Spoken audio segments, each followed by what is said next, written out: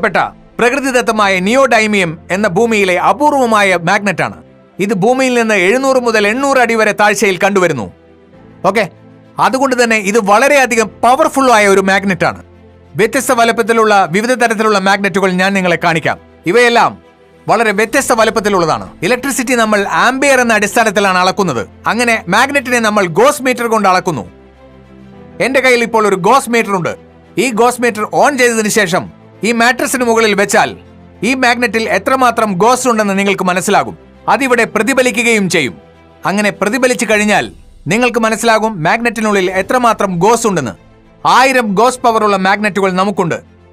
വളരെ ശാസ്ത്രീയമായ രീതിയിലാണ് കഴിഞ്ഞ 15 മുതൽ 16 വർഷം വരെ ഞങ്ങൾ ഈ ഉൽപ്പന്നം നിർമ്മിക്കുന്നത്. ഈ ഉൽപ്പന്നങ്ങൾ നാച്ചുറൽ മാഗ്നറ്റിനെ അടിസ്ഥാനമാക്കിയുള്ളതാണ്. നാച്ചുറൽ മാഗ്നറ്റ് ഒരിക്കലും ഒരു ഉപദ്രവകാരിയല്ല. അതായത് ബയോ മാഗ്നറ്റ് ഒരിക്കലും നിങ്ങളെ ഉപദ്രവിക്കില്ല. ഇലക്ട്രിക്കലി ചാർജ്ഡ് ആർട്ടിഫിഷ്യൽ മാഗ്നറ്റ് നമുക്ക് ഈ സ്പീക്കറുകളിൽ കാണാൻ സാധിക്കും.